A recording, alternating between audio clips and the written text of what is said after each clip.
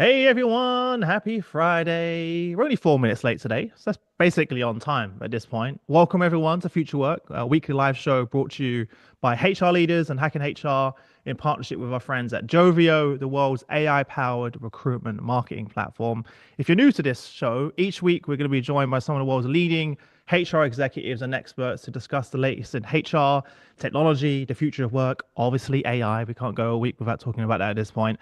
I'm Chris Rainey, co-founder here at HR Leaders, and I'll be your host of the podcast. I'm joined by my co-host and partner in crime, Mr. Matt Burns, is a former HR executive, global industry analyst, and co-founder of Atlas Copilot. How are you doing, Matt? After 7 years, thank you for finally honoring my request to be matching today. I appreciate that. Oh yeah, I didn't get It's nice. the, Me me- and the, Deep me- V, but you'll the get there. memo. The memo. Well, I'm super excited about today. We've got one of our favorite friends on. Do we say that to everyone? Is everyone our favorite friend? Should I probably stop saying that? Probably. No, I'm only playing. Let's stop So today now. we're going to be talking about how analytics supercharges your talent strategy. We're joined by Ian O'Keefe, who spent over 15 years building world-class people analytics functions and teams at companies like Amazon, Google, American Express, JP Morgan. The list goes on. And he's currently the founder and CEO of Ikona Analytics, where he helps companies unlock the power of their people data. Ian, welcome to the show. How are you, my friend? I'm doing well. Good to see you, Chris and Matt. And I didn't get the memo either, so don't feel so bad, man. Next time, it's all right. Next time we'll make it work. Before we Yeah. jump in, I kind of gave everyone a little brief intro there, Ian, but tell everyone a little bit more sort of your background and your journey into this world of people analytics. Because when we first met back in the day, or when I started doing this 20 years ago, there was no such Right. thing as people analytics. It was, No. it was, there was HR analytics, and then before that, it was just analytics. But it's an incredible space that's evolved rapidly, right, over the years. Yeah, no, it has. And my background really is I've been in consulting. I've obviously been in analytics, and now I'm back in consulting again. But I've spent my whole career sort of at this intersection of people and process and technology and ops and data. I I guess a couple of seminal points for me in I'll date myself in 99, 2000 when companies were figuring out how to use this new technology called the internet to improve their HR operations. Oh my God. I was at Deloitte at the time. We had this EHR offering that would e-enable certain processes with new technology called the internet. Uh, and then fast forward 10 years, I was at Amex in 2010, right? Kind of at the aftermath of the financial crisis. How can we use data to figure out how to get cost efficiencies back into the org after everyone got crushed with the financial crisis? And in 2014, 15, there's massive upsurge in quote unquote big data in HR and machine learning, and kind of all of that kind of shaped my path into people analytics around 2012, not long after Google published their oxygen study. So for me, it's always been this. There's a couple key moments that pushed me in one direction or another, but it's always been around process and data and tech for the past 15, 20 years. Sound relatable, Matt? I can't believe that he had a Y2K strategy with Deloitte. That's pretty impressive. I'd vote back. EHR, EHR. EHR. It's When all the hilarious. computers are going to shut down at midnight on January 1st, Yeah, Oh my yeah, God. 2000. Remember that? That was, yeah. Yeah. Yeah. I I remember I that. feel like we're doing now in 2024 with generative AI, what companies are doing literally 20 years ago, 24 years ago. What is this That new was my technology? follow-up. How does it fit into our business? Yeah. I think we're in that moment again, 25 years later. So Yeah. Was there more paranoia then or now, do you think? now I think Yeah. Really? there's You think it's more yeah, now yeah. than then? Well, like save for Y2K. Y2K was Yeah. its own was Comment in its the own chat if beast. you remember Y2K, by the Yeah. way. I see how old everyone is in the chat. Yeah. That's no. Go on, But sorry, carry on. yeah. AI is on everyone's screen now, and it means so many different things, and there's all kinds of facts and fiction out there about it. So I think there's more paranoia now. Yeah, it's an interesting one. It's an Yeah, interesting one. I think it's just moving a lot faster than people expected, right? Like the internet didn't come into fruition this quickly. Now right. we're doing things that now that we thought a few years ago would take 5 to 10 years. Right. and every day it's like an exponential leap. It's Yeah. almost Yeah. it's almost impossible. Even for us, myself and Matt, right, building Atlas Copilot for HR leaders. Every time we release a new version, there's just there's another update. There's a new innovation as Yeah. well. So it's impossible to keep up, let alone in Yeah. a Perpetually large behind. organization. We're Well, yeah, perpetually you behind couldn't. is the case. Yeah. You just said it when you release a new version. Back in the day, you can't, as an end user, modify like the underlying mechanics of how the internet works. You can put a new web page up, of course, but now it's like you have models on your phone, and you can create apps, in a day, and there's just a lot more availability of all the technology. So yeah, it's moving faster than anything I've ever seen. And now you don't even need to write code. You don't even need to learn how. I mean, I've seen a couple of the big tech companies already have sort of 5 to 7% of coding being done via Hmm. AI. They're already taking that leap already, which is pretty scary. Yeah, They've got yeah, AI writing their code. It's kind of, yeah. Yeah, yeah, like a code whisperer at Amazon. I mean, these plugins are yeah, they're real, and you can get a really, really quick head start on, kind of solve the blank page problem if you're coding something up from scratch. You yeah. speak what you need and make sure that it gave you what you asked for. That's human in the loop. You need that. But yeah, I wouldn't say you don't need to code, but you definitely don't need to code as much from scratch. There's no more blank page dilemma, I think, anymore. Yeah. I don't want us to go too far down the rabbit hole, otherwise we're going to be spending the whole show talking Yep. about just AI. But one of the things I love about your background, you have a diverse experience in many organizations of scaling people analytics. So when it comes to our topic today of how analytics supercharges your talent strategy, I'm sure you've seen this evolve many times in many ways. What would you Yep. say is one of the biggest challenges you see companies face when it comes to harnessing the power of people analytics for their talent strategy? Yeah, I think one of the common challenges, this is cliche, but it's the data, and within that, it's the data that's available, or perhaps not available from different talent processes and programs and technologies that tend to pop up as companies grow and go through their different stages and get global and add more to their like HR service delivery portfolio. So the challenge of that's all kind of vertical, so to speak, across the employee kind of life cycle, and the people analytics agenda is a horizontal agenda. And so figuring out the data you have, the capabilities you have, what you don't have, and what you're able to deliver to, HR and business leaders in the form of products, that's the challenge that kind of has different chunks to it. But the universal challenge is the data. What are you working with? Where is it? What does your tech footprint look like? How do you create an analytic agenda on top of what's often, if left unattended, a kind of a tangled spaghetti bowl of infrastructure and workflows and logic, and that can get away from you pretty quickly as an organization. Yeah, I think Ian's spot on. I would just add to that. For me, the number one request I get to speak at a conference or on a podcast is still the same as it's been for the last 15 years. How do you convert data into actions? So you have the data, and let's just assume you're in this utopian state where your data is clean and that it has good hygiene and that you can trust in the information and its recency. How do you take that and then convert that into actions? And I learned the hard way in multiple large organizations that data can become very political very quickly.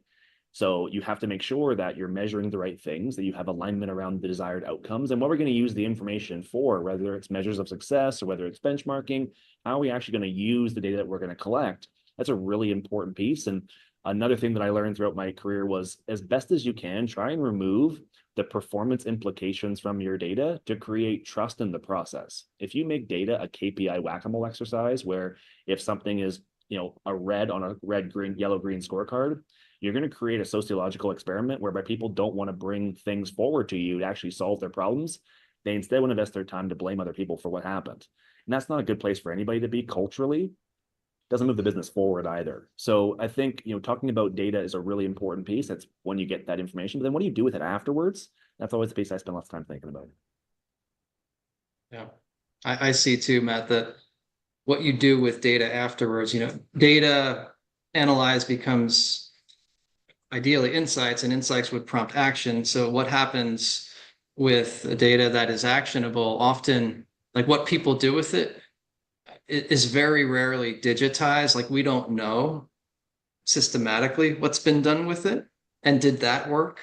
And so I think the digitization opportunity to create more data streams out of not just like transactional instances of what's happening in a process, but what's becoming of your products and your insights and your data. How do you close those action loops with actual data streams in your infrastructure? That's a big one.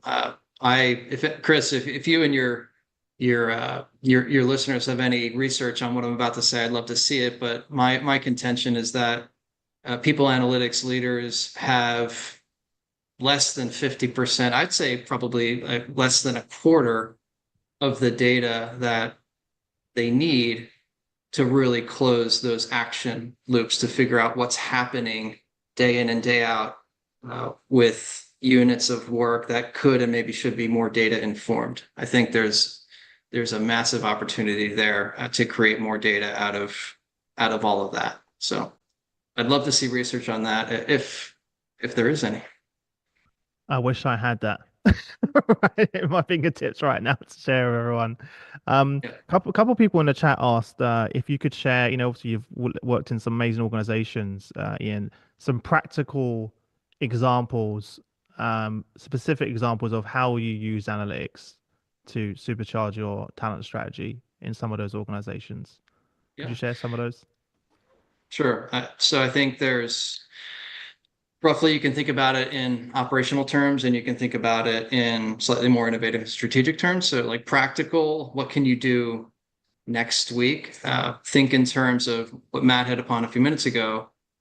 Are you clear on what you're measuring, the outcomes that you're measuring, and the data that associates with that? And if you are, do you have mechanisms in place to build the habits across HR leadership, recruiting, talent, learning, performance, leaders of programs and processes that generate data? Are they at the table with you and tech and ops looking at measures of success within each of those spaces and understanding whether we're trending up, down, or flat? And if we are, what we're going to do about it? That's a meeting that has inputs, that has analytic inputs, metrics that are perhaps analyzed to give the end user a little bit of insight into whether we're seeing anomalies or whether we're seeing trends go in directions that we like or dislike, or if we're seeing lines move forward in the future based on predictions that we have from an analytics perspective. So there's different levels that you can bring to the table, but are you bringing people to the table and creating the habit of doing that and creating accountability of acting on data? That's often not a massive tech lift. It has to be owned and managed and run with some intentionality. But that's very practical, very implementable within a couple of weeks of deciding that you want to commit to it. Longer tail, what are the outcomes you're looking to improve upon, and how do you use kind of operational tactics like I just outlined, along with more strategic analytics, predictions that are perhaps embedded into your technology infrastructure and nudging and influencing and giving people hints, whether you build that or buy that. If you want to keep your top performers in seat and know whether to pay them more or less and whether to put them up for promotion sooner or later, those are all use cases that have predictions behind them that you could use to be smarter about those choice points. And then how you implement those predictions, those recommendations into your conversations, into your processes. That's where, again, tech and programs and humans need to kind of come together in a way that perhaps is maybe a little bit of a reimagination of how that would work if you knew the answer to those questions. A lot of orgs don't look around that corner. If we're able to predict on all these things, what would we do differently in terms of how we deliver these processes across the organization? You don't have to know the predictions to get ahead of those questions and say, what would we do? So that is often, kind of the bedrock that you build your predictive agenda on. You don't need to wait on having the predictions in order to face up to those philosophically tough questions. Yeah, and starting small is so critical, especially with analytics, because you're taking your stakeholders on a journey with you, because many of them aren't digital natives, or they're certainly not big data experts. And they oftentimes, when you're working with executive teams, they're using data to satisfy curiosities. So in that context, you have to be very sensitive to the fact that you're not going down this exercise of just busy work to satisfy curiosities, that you're actually solving a business problem. And one thing I was very mindful of was oftentimes being employed in resource-constrained environments, we had to think about data as a virtuous circle of sorts. So we had to prioritize efforts in data that we knew would have short-term benefit that we could use to build the business case for more investments in the programs.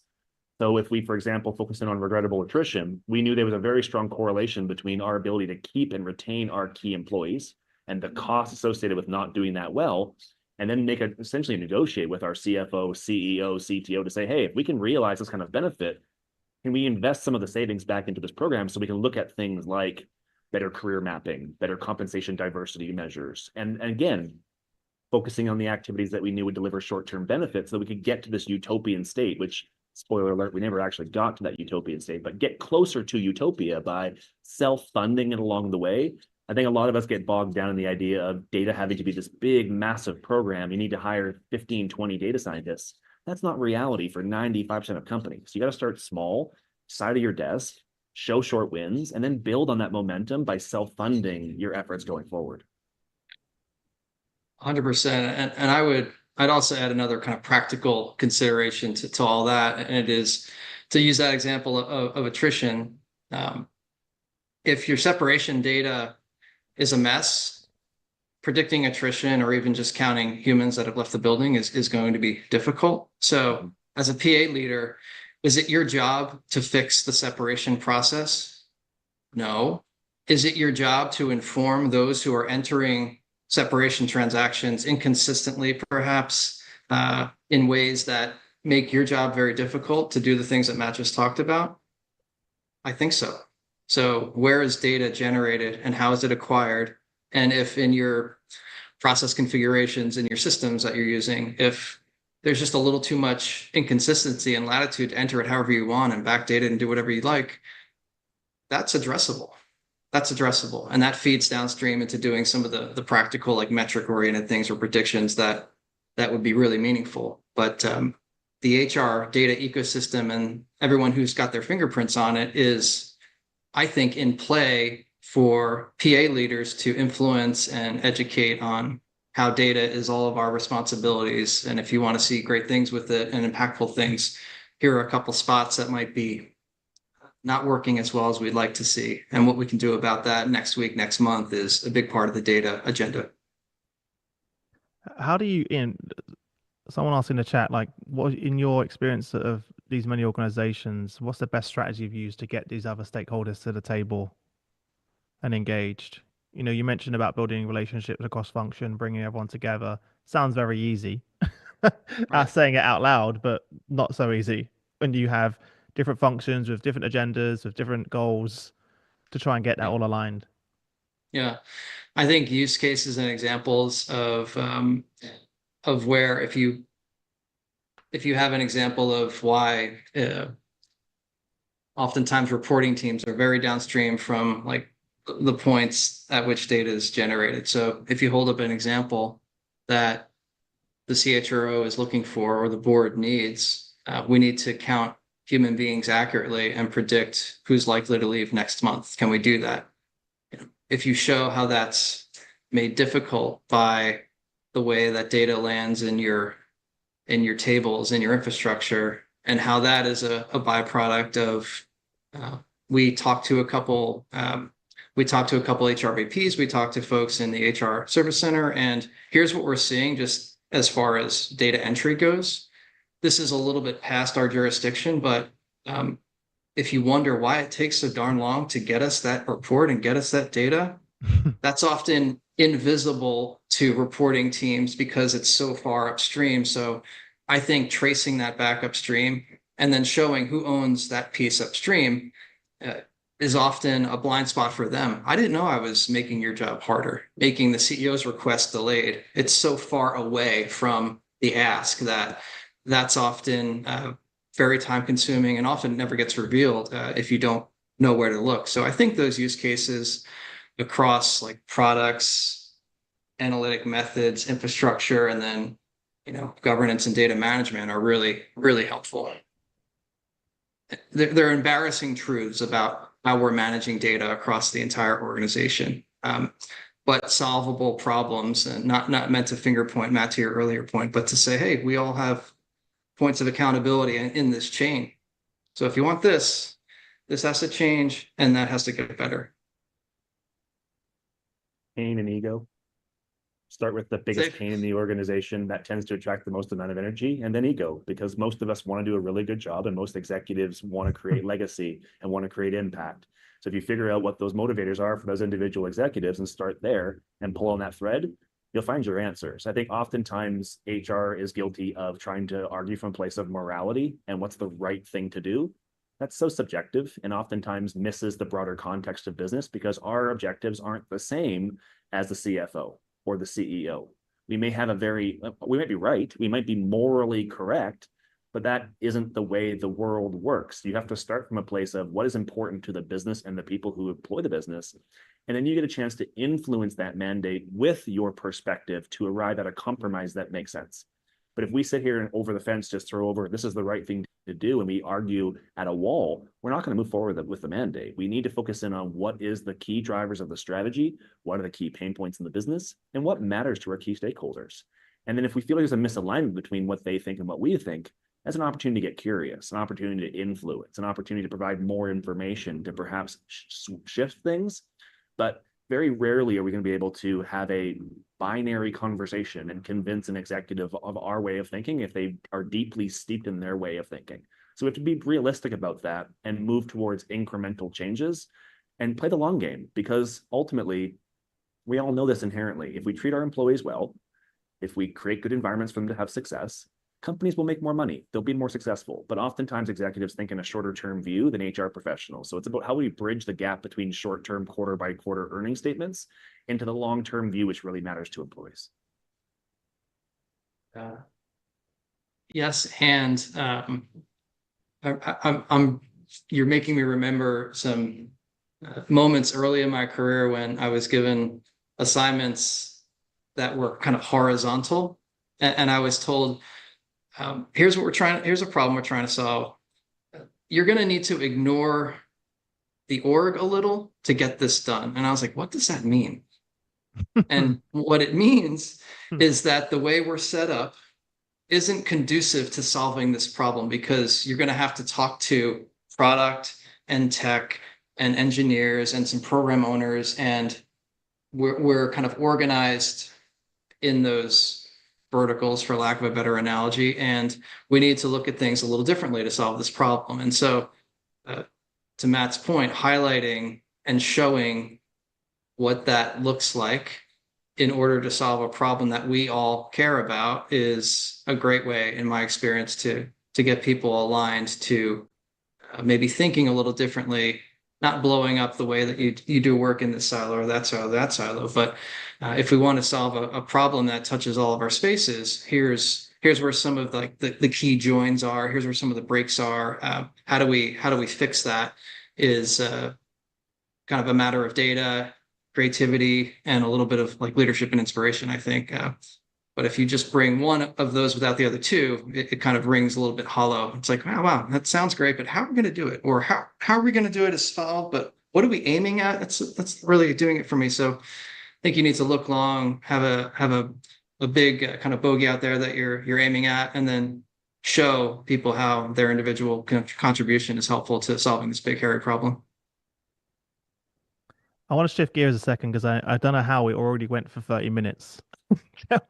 Really fun. And by the way, everyone on LinkedIn, if you've got any questions, leave them in the chat. I am checking the chat. So if you've got any questions, I can see Victoria in the chat. I can see Sheena. I can see Prasad in the chat. I can see all of you in there. So if you've got any questions, Ali in the chat, let us know. Amar, obviously Janta on my own team. Of course, she's in the chat. Hey, Janta.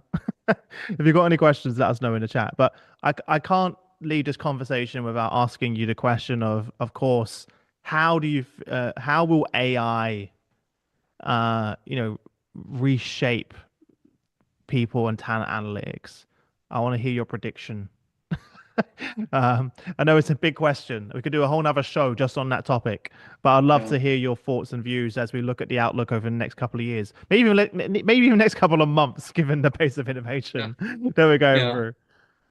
So when I hear that question a lot, and when I hear AI, we've had AI and ML in For a HR and while. people analytics Yeah. for a long time. So when I hear that question, my mind goes to, generative AI and some of the kind Yeah. of innovations that we've seen really pop over the last 24 months. Uh, like we started off at the front of the call here, I think we're in a moment truly of technology where companies and functions within companies are figuring out how to make good, productive, ethical, effective use of generative AI when the capabilities for synthesizing texts, for instance, are off the charts. Where do we take that type of capability and plug it in, so to speak, within HR workflows? I think how data is generated based on that, and then how it's synthesized and analyzed based on that, has massive implications for analytics. Um, Again, I go back to how companies get work done, and if you're a CHRO and part of your service delivery portfolio has programs and processes that are very informationally intense, stuffed with docs and SharePoint folders all over the place, and we rely on tribal knowledge and humans to make connections. Those types of use cases are very opportune for um, a new non-human worker that's powered by generative AI to be your turbocharged research assistant to help your program managers and process managers get work done faster. So um, how well that's working to get the outcomes we want and how we're measuring all of that vis-a-vis analytics is really exciting to think about. But I think it's also a fundamental rethink in some ways, Chris, of how work gets done, how we want it to maybe change with the introduction, ethically, responsibly introducing generative AI capabilities into operational workflows, and then treating those new data streams according to a common analytic agenda and set of approaches that we fortunately a lot of PA teams do already have today. But I think it's an ecosystem play and not so much like, oh, just plug this in and measure the outcomes. I think we have to really think laterally across the whole HR ecosystem on this one. Yeah. Sounds like some project that we're working on, Matt, right? Ecosystem thinking.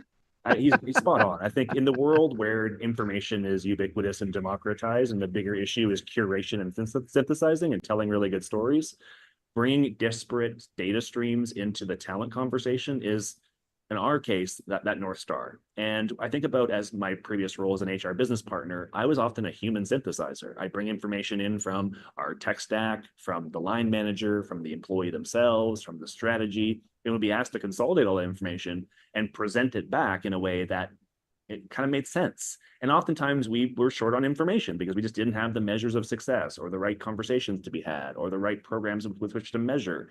But with AI, those excuses go away. If you can measure it and it's in the right context, you can bring it together under a single umbrella and provide a much more holistic view of talent, which is so important nowadays. When before it was very subjective. I remember, think about, Ian, this will give you PTSD. Remember 9-box grids? Like just the subjective analysis of going, is this person high performing, high potential? And the measures of success being, does everyone in the room more or less agree with this rating?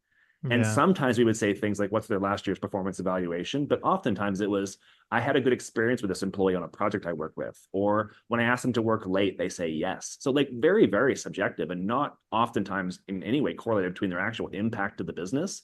We now have more measurements than ever. We now have the ability with AI to synthesize better than ever. So we can actually provide a more accurate view of who does have the biggest impact in your organization working towards your mission. And what is the opportunity cost of not doing that well? So for me, AI, that's the opportunity here is we can finally have a holistic conversation about people's true impact in the organization without going down a rabbit hole around ONA, but having the conversation around how do we look at somebody's honest impact to our bottom line business performance, understanding that that in and of itself isn't a holistic view because there are things you just simply can't measure that you don't want to lose in a conversation where you're looking purely at analytics. Yeah, Matt, I know you'd agree with this. Everything you just said doesn't get automated by AI. It gets enhanced and enriched. And like Yeah. AI, I'm very bullish on generative AI. It is not going to replace people en masse. I think it'll replace units of work, and people that use generative AI and teams that use generative AI will outpace and outperform teams that don't. So it's a booster and an amplifier, and not a replacement taking away of work en No, masse. That's where I stand on it. So no. That's why I love. I've got Matt that I chat to on a day-to-day basis, and I know I've got Matt GPT, as we call it internally, that that Matt's using on it. It's like a little joke we have internally because whenever Matt sends me something, I'm like, "Is it Matt GBT I'm talking to right now, or is it Matt?" And Matt Bot, that's Matt Bot. great. Oh yeah, Matt Bot is another. I feel like That Matt was Bot the was a first, bit. that was the earlier version. That was a Now yeah, we're at GPT. yeah. Matt You Bot was the yeah. You literally we upgraded him. He was Matt Bot, and then we basically went to Matt GPT as well. And that was exactly our vision. And when we created Atlas Copilot, you know, we kind of got to the point where we had 10,000 hours of research, of case studies, of us interviewing CHROs all over the world, from our podcasts, the events, to the workshops. You know, over 50,000 pages of research, and I was like, hey, like we need to figure out a way to allow our audience to get instant answers to any HR question in the flow of work. So we integrated it straight into Teams, so they don't even have to use an app as well. The ability for them to translate that into any language as well. So now it's more accessible globally. So if you want to listen to this show in Atlas Copilot, you'll be able to do that in any language and ask questions in any language as well. And to your point, 2.0, which we just released, is then now connecting Atlas to their internal tech stack. So it now can access your SharePoint and grab all of those policies and any reports that you have in there. It can access your HCM. It can access your ServiceNow, your LMS. And now all of a sudden, the agent has context. It knows about your organization, your role, where you're located, the cultural nuance. And then it gets really exciting. But as you said, it's not replacing, it's just enhancing now as well. So it's super interesting. And now with voice, we didn't even have a chance to speak about that. Now it's taking it to a whole nother level, being able to just have a conversation with one of our agents. One of our most popular agents is our Dave Auric agent that we have in there, which is trained on Dave's incredible work, and we update that every week with his new articles and research. And I just see people having a chat with Dave in Atlas as well. So it's exciting times ahead, and we're really just at the beginning Yeah, Chris, of it as well.